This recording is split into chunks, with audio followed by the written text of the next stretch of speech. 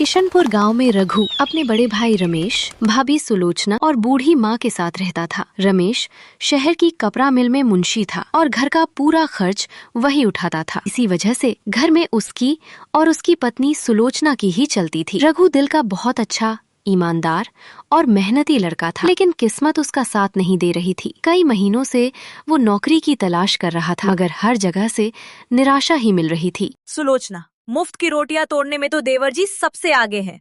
ना कोई काम, ना कोई कमाई, बस बैठे बैठे खाते रहो।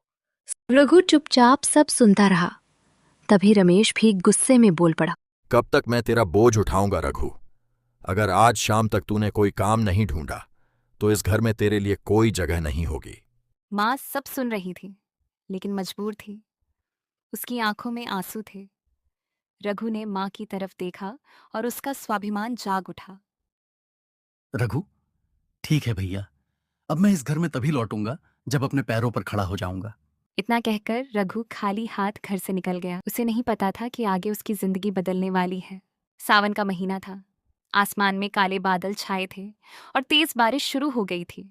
रघु भीगता हुआ शहर की गलियों में काम ढूंढ रहा था, लेकिन कोई भी उसे काम देने को तैयार नहीं था। शाम हो, भूख और ठंड से उसका शरीर कांप रहा था। तभी उसकी नजर सड़क किनारे एक बूढ़े आदमी पर पड़ी, जो बारिश में अपने खस्ता कचौड़ी और जलेबी के ठेले को बचाने की कोशिश कर रहा। तेज हवा से तिरपाल उड़ रहा था और सारा सामान खराब होने वाला। रघु ने बिना कुछ सोचे उनकी मदद करने के लिए दौड़ लगा दी। अरे बेटा, तू कौन है? इस बारिश में मेरी मदद क्यों कर रहा है? काका, इंसानियत के लिए किसी पहचान की जरूरत नहीं होती। रघु ने मेहनत करके तिरपाल बांध दिया और सामान को सुरक्षित कर दिया। शंकर काका ने रघु की हालत देखी। उन्हें समझ आ गया कि यह लड़का भूखा और परेशान है। बेटा, तूने आज मेरी बहुत बड़ी मदद की है। आ बैठ, गरम कचौड़ी खा ले। काका ने उसे गर्मागर्म कचौड़ी और आलू की सब्जी दी। काका, मेरे पास आपको देने के लिए एक पैसा भी नहीं है। मैं मुफ्त का खाना नहीं खा सकता। आप मुझे कोई काम दे दीजिए, मैं बर्तन धो दूंगा, प्लेटें साफ कर दूंगा। रघु की खुददारी देखकर शंकर काका की आंखें भर आईं।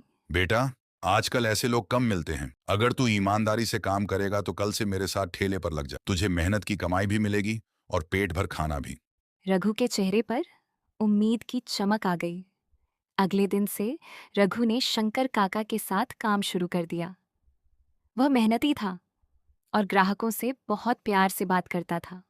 आइए बाबूजी, गर्मा गर्म कचौड़ी खाइए। एक बार स्वाद लेंगे तो बार बार आएंगे। रघु ने अपनी माँ से सीखी खास पुदीने, लहसुन और हरी मिर्च की चटनी बनानी शुरू की। धीरे धीरे ठेले का स्वाद पूरे शहर में मशहूर हो गया। जो ठेला पहले मुश्किल से 500 रुपये कमाता था, अब रोज हजारों रुपये कमाने लगा।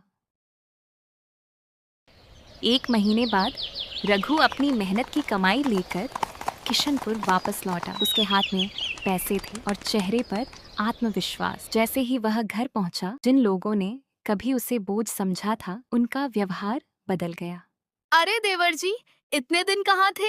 आइए बैठिए, मैं आपके लिए पानी भाभी, लाती हूँ। आज मैं आपको देवर जी लग रहा हूँ क्योंकि मेरे पास पैसे हैं। भैया, आज मैं आपको भाई लग रहा हूँ क्योंकि मैं सफल हो गया हूँ। लेकिन एक महीना पहले जब मेरी जेब खाली थी, तब इसी घर में मेरे लिए 2 वक्त की रोटी। मैं ये घर नहीं छोड़ूंगा क्योंकि ये मेरी माँ का घर है। लेकिन मैंने एक बात सीख ली है, रिश्ते सिर्फ खून से नहीं, इंसानियत और सम्मान से चलते हैं। रघु की बात सुनकर सबकी आंखों में पछतावा था।